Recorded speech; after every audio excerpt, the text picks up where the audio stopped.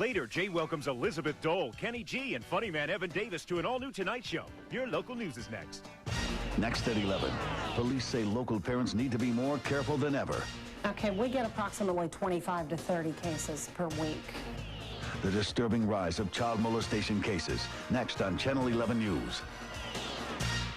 Live, local, late-breaking news from Channel 11 News. Anchored by Chris Long, Esther Troll, John Fedko on sports, and Dennis Bowman's Carnegie Science Center weather. Plus, Chopper 11. Now, Channel 11 News.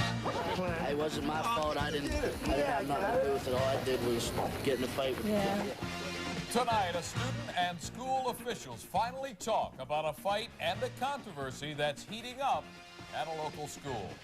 Tonight, some parents of students at Bell Vernon High School vent their frustration against the school board. Their frustration sparked by a student suicide after a schoolyard fight. At the meeting tonight in Westmoreland County at Bell Vernon High School, Channel 11's Michelle Esteban is there live now with the very latest for us. Michelle. Well, Esther, this was a private meeting just for parents, and I can tell you that most parents did leave here feeling better. What they heard, though, we don't know. The media locked out of this meeting tonight. But I did get my hands on a copy of the meeting agenda, and I can tell you one of the main issues is in bold letters here tonight. It says, we here at Bell Vernon are not racist.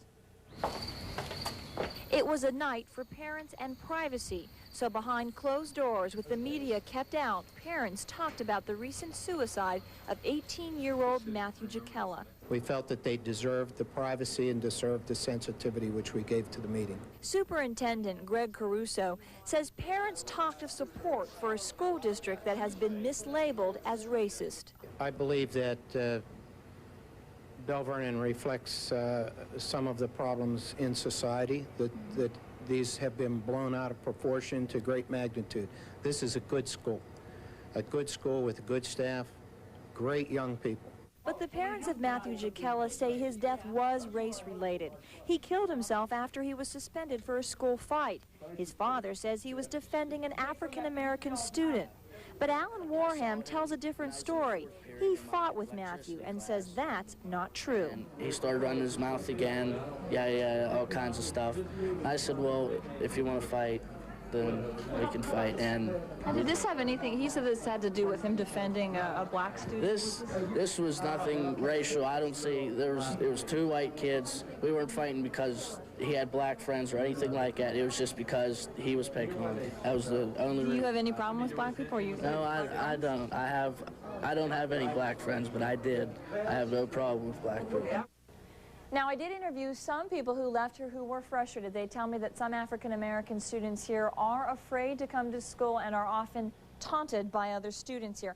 I should also mention that at last week's school board meeting, some parents called for the resignation of the Bell Vernon High School principal. That was not discussed tonight. This was an open forum for parents only. No votes or decisions were made tonight. For now, I'm Michelle Esteban reporting live in Ross Draver Township, Channel 11 News. All right, Michelle, thank you very much. The parents of that suicide victim came to the meeting tonight, but they left early. Elsewhere tonight, a Carrick man once wore red. Now he has some parents seeing red. He worked part-time as a Santa Claus, but he's sentenced on 68 counts of child molestation today. John Pratt pleads no contest, slapped today with a 266 to 532-year prison sentence. Police say the boys he molested ranged in age from 7 to 14. They say John Pratt supplied the youths with video games and attention to gain their trust. Crimes against kids seem to be on the rise in the Pittsburgh area. Police say it's not necessarily because there are more pedophiles around, just better reporting of child abuse. Channel 11's Bruce Pompiani live tonight with some rather startling statistics. Bruce? Yeah, Chris, last year there were more than 6,000 reported cases of child abuse in Pennsylvania. And every night here in the city of Pittsburgh, police say they respond to calls of child rape and assault, and they simply don't have enough detectives to handle all the cases. The binders are ready to burst. Detectives working Pittsburgh's sexual assault unit have hardly enough time in the day to make a dent in the backlog of crimes against kids. Weekly, we get about 25 to 30 child abuse reports in, either from people calling 911 and filing a police report, or from Children's Hospital reporting, or Children and Youth Services. Sergeant Janet Morrissey says probably twice as many cases go unreported. That's why she's not surprised anymore when she hears of a young child being raped. In fact, lately it's been a nightly parade of pedophile suspects on the evening news. Westmoreland County, Joseph Busija is thrown in jail after police accuse him of molesting a 17-year-old. Dennis O'Neill, a suspected rapist from Ross Township, drops out of sight before his preliminary hearing on 2 counts of having sex with children. And Pittsburgh police plan to refile more serious charges against real estate agent Richard Flom, who's suspected of dabbling in child pornography. But Commander Gwen Elliott says child abuse charges of any kind are often difficult to prove. A lot of times the parents don't want their children to have to go through the courtroom experience. And you have to have in the back of your head that all these people that we accuse, they have defense attorneys, and they have no mercy because they're children. And while you may suspect strangers of being child abusers, child psychologist Mary Carrasco says in most cases it's the exact opposite. Most abusers are people within the family or known to the child. So I think that's something that parents need to be very aware of. And that psychologist encourages parents to have an open relationship with their children, not necessarily to distinguish between good touching and bad touching. They say any touching that makes the child feel uncomfortable should be talked about. That's the story for now. Reporting live, Bruce Pompiani, Channel 11 News. All right, Bruce, thank you very much. If you suspect a child is being abused, perhaps molested, you are urged to call the Child Abuse Unit of the Pittsburgh Police Department. That number, as you see, it's 665-4020. Or you can call Childline. That number, 1-800-932-0313. Right now, 3 men are behind bars accused of the shooting of a Beaver County grocery store manager, and police say the manager's own co-workers planned that crime. A tip led police to Florida, where the suspected triggerman Keith Mike Sears and accomplice Jack Bales are in jail. The third is being held in Beaver County. The manager of the Chippewa Township Shop and Save, David Gossard, was shot in the head 2 weeks ago as he left the store with a night deposit. Police say for $1,000, the store's assistant manager, Bill Anderson, conjured up the robbery plan, drove the 2 robbers to the store, and even provided the weapons. But I think I knew all along from the first day that had to be somebody that worked for our company. You know, they knew exactly what I looked like, exactly what kind of car I drove. Anderson was still working at Shop and Save until he was arrested. And reason to cheer at a local high school. Upper St. Clair High School will soon be getting a multi-million-dollar facelift. Tonight we learned the school board votes to do nearly $38 million worth of improvements on the 36-year-old high school. The other option at Upper St. Clair was to build a new $50 million school on some land the township owns near Boyce Road. They apparently won't do that. The renovations will include a new academic wing as well as improvements to the gymnasium, the auditorium, the pool, and the cafeteria. Thousands of Wheeling-based Pittsburgh Steel Corporation workers may strike at midnight if their contract is not settled. The 4,500 workers have rejected what the company says is its final offer. The union president says the main sticking point is the pension plan proposal for union members. The strike would affect workers in Allenport, Pennsylvania, as well as Ohio and West Virginia. We're glad you're with us tonight. Next on the Night Beat, heroin use on the rise. No matter how many drugs we used, that it didn't solve our problems. Tonight, lessons learned from a recovering addict and see the evidence of how heroin is hitting home. And new information tonight about the search for a local pilot missing in the Atlantic Ocean.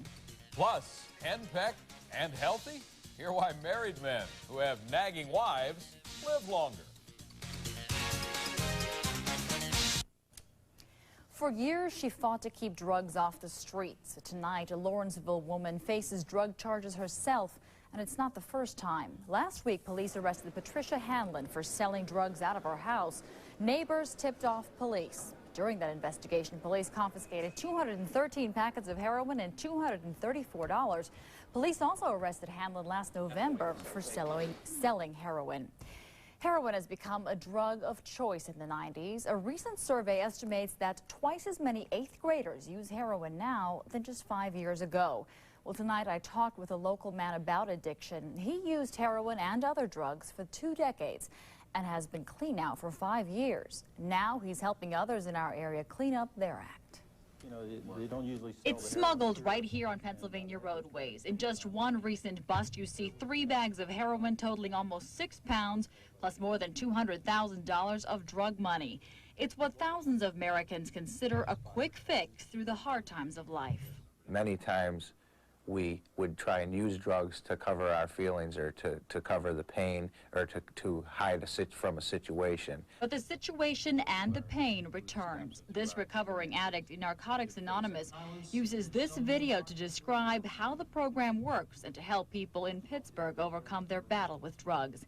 He says it doesn't matter which drug you use, an addiction can destroy you. We found from our experience as addicts that no matter how many drugs we used, that it didn't solve our problems. What is solving the problem for millions of Americans is support and understanding. Over the past 20 years, the number of Narcotics Anonymous meetings across the world has multiplied tenfold.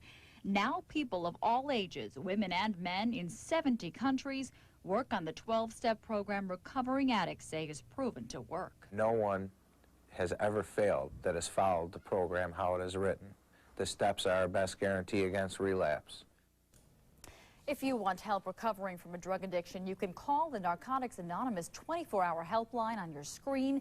The number is 391-5247 in Pittsburgh or 775-7077 in Beaver County. The search for a missing pilot from Monroeville is called off, but tonight his wife says she refuses to give up hope. Clark Woody Woodard's plane went down near Portugal 2 weeks ago in the Atlantic.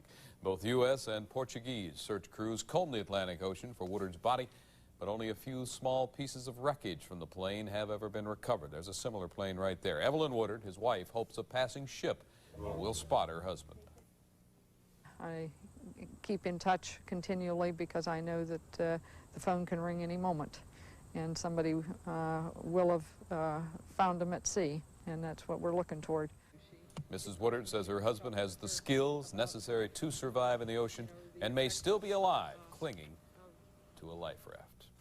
Another search called off tonight, this time for a plane witnesses say went down near the Pennsylvania-West Virginia border.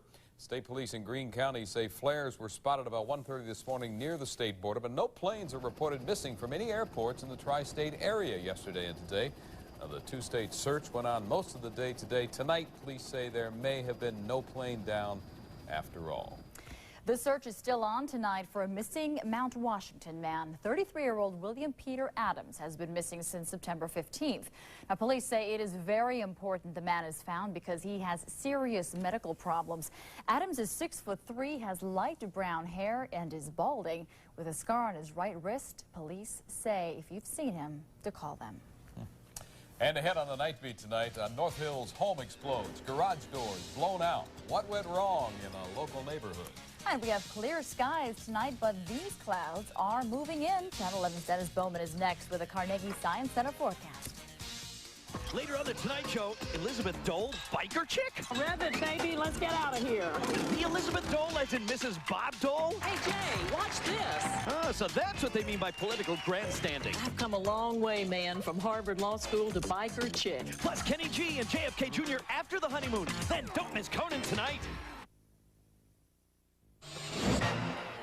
Breaking news into the Channel 11 newsroom right now. We have reports of a fire on East Carson Street on the south side of the city. Right now, all we know is there are buildings in the area, including business and residential buildings. Fire and police have been called to the scene. We have a crew on the way, and we'll bring you the very latest when it becomes available. And tonight, investigators are still trying to figure out what caused a house to explode in the North Hills, Pine Township. The blast blew the garage doors, the front door, and several windows out of this home at the intersection of Bonnie View Drive and Limerick Road. Fortunately, no one hurt. Columbia Gas investigating to try to determine if a gas leak or faulty furnace may have been to blame. It could be days, they tell us, maybe weeks before the cause is found. This is Channel 11 Carnegie Science Center weather. Well, we'd like to see an entire week of weather like we had today in Pittsburgh. This was just perfection, wasn't it? It's 59 degrees right now under clear skies still, and that's the way it's been all day, clear in Pittsburgh. 79 was the high after a low of 49 this morning. Now, we have the humidity that's up there at 88%, and the winds are calm. We're going to watch for a couple of patches of fog towards morning, especially near the rivers and in those valleys. Pressure steady and no precipitation. We're closing the books, of course, on the month of September now, and really it was just kind of a normal month where the temperatures are concerned. The average high was 72. Normally it would be 74 for the month, and the average low temperature for the month was 55 degrees, and normalcy is 54. So there we are, just kind of a fair to Midland type month temperature-wise in Pittsburgh. Right now, 11 o'clock, it's 59 up at Youngstown, Ohio, and Pittsburgh International Airport is in at 57 degrees. It's cool in Ligonier, 52 there. Morgantown, 57 degrees. Watch how high pressure squelches out the clouds and just keeps them up here in upstate New York. A little passing sprinkle in spots up there earlier today, and that's about the extent of it. We remain clear in Pennsylvania, Ohio, West Virginia, and for our friends in western Maryland, most of the country under that swath of clear sky. The only trouble spot down into the southeast. Showers and thunderstorms are pretty well scattered, some of them kind of strong across Florida and on up into the Carolinas, but we have our high pressure that is now drifting off to the east. It's going to set us up for a little mild flow here. Winds out of the south tomorrow, and we'll have temperatures going up to about 77 degrees. The clouds will be increasing late in the day tomorrow. Here's your forecast from Channel 11 of the Carnegie Science Center. I've got it clear and cool, patches of fog, 54 overnight, and then tomorrow sunshine in the early going. The skies will cloud up as the day goes along, but it's a nice one for you, 77 degrees. And in our 5-day forecast, we're down to 60 tomorrow night. We expect to be dry all the way through. Showers Wednesday morning, and then some variable cloudiness, 73, a thunderstorm chance on Thursday, and 68 degrees. And cooler weather is coming in, partly sunny, 64 for Friday, and some sunshine and 66 by Saturday. That's your Carnegie Science Center forecast.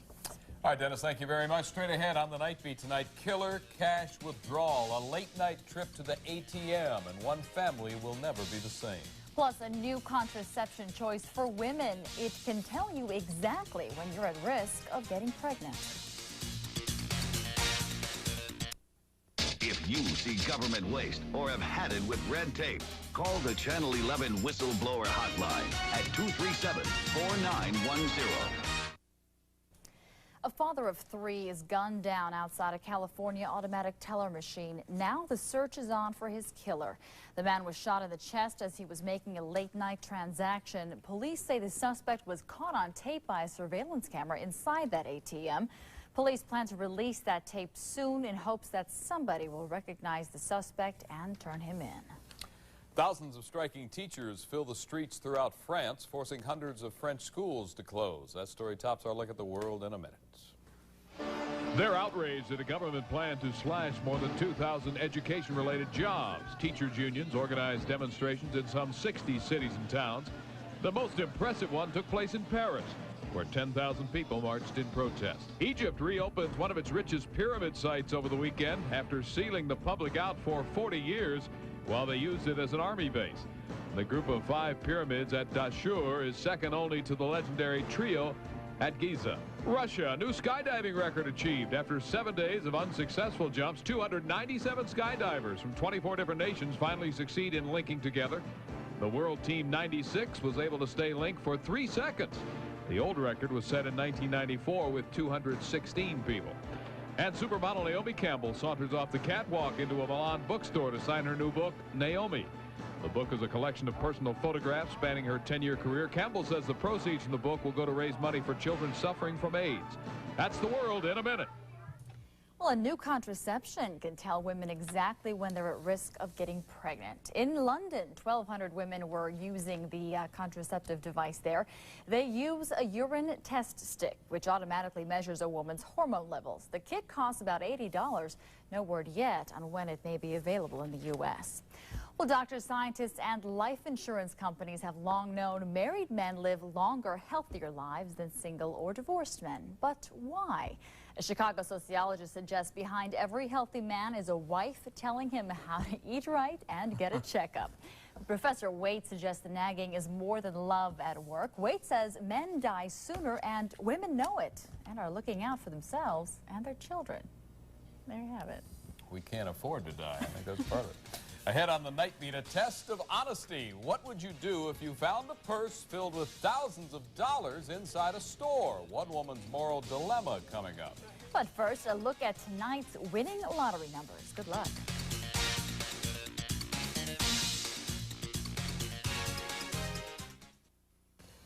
Sounds like the Jim Leland sweepstakes are well underway this week. Yeah, and the Gene Lamont sweepstakes are about over. We've been talking about him since Jim Leland said he was leaving. The reports are flying around the Pirate offices that Gene Lamont is going to be the next Pirates manager, and it will be announced very soon. Lamont was Jimmy Leland's third base coach. Meanwhile, Leland has received a firm offer from the Florida Marlins. Jimmy wants to talk to 3 other teams. Tomorrow, Leland will have talks with the Chicago White Sox here in Pittsburgh. California and Boston also interested, but it sure looks like the Marlins are going to get their man.